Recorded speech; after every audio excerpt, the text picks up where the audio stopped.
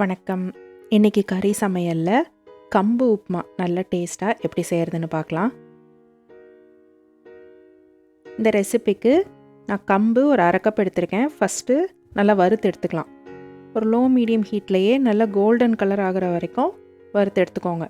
ஒரு 10 நிமிஷத்துக்குள்ளே உங்களுக்கு நல்லா இந்த கம்பு வாசனை வரும்.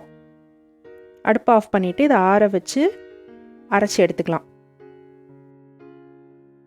நல்லா ரவை பதத்துக்கு ரொம்ப பவுடராகவும் இல்லாமல் ரொம்ப குருணியாகவும் இல்லாமல் இந்த மாதிரி அரைச்சி எடுத்துக்கோங்க. இப்போ கடாயில் எண்ணெய் 1/2 டேபிள் ஸ்பூன் விட்டு கடுகு 1/2 டீஸ்பூன், கடலைப்பருப்பு 1 டீஸ்பூன், பெருங்காயம் 1 பிஞ்ச், வெங்காயம் மீடியம் சைஸில் பாதி இந்த மாதிரி ஸ்லைஸ் பண்ணி சேர்த்துக்கோங்க. பச்சை மிளகா 2, கருவேப்பிலை 1 கொத்து, உப்பு 1 பிஞ்ச்.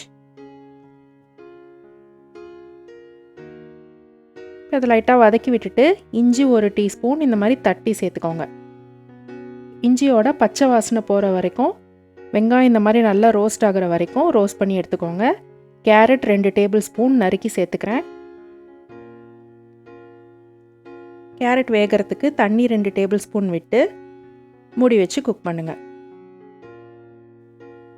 இப்போ கேரட் ஓரளவுக்கு வெந்துருச்சு. இப்போ தண்ணி சேர்த்துக்கலாம்.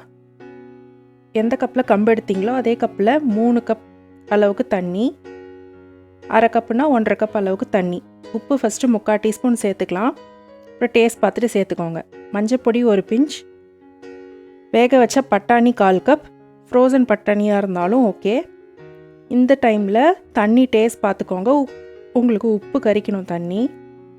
இப்போது அரைச்சி வச்ச கம்பை சேர்த்துக்கலாம். சேர்த்துட்டு நல்லா கட்டி கட்டாமல் கலந்து விட்டுக்கோங்க.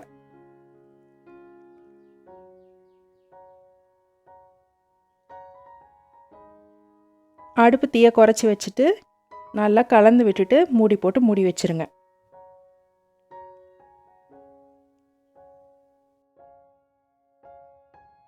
உப்புமா வேகிறப்போ ஒரு வாட்டி இல்லைனா 2 வாட்டி இந்த மாதிரி கிளறி விட்டுக்கோங்க. நீங்கள் எந்த சிறுதானியத்தில் உப்புமா செஞ்சாலும் ஃபஸ்ட்டு கொஞ்சம் குழஞ்சி தான் வரும். எவ்வளோ வெந்தாலும் கொஞ்சம் நேரம் ஆற விட்டிங்கன்னா நல்லா உங்களுக்கு கெட்டியாக அந்த உப்புமா பதத்துக்கு வந்துடும். இப்போ பாருங்கள், இவ்வளோ திக்கானதும் இறக்கிடுங்க.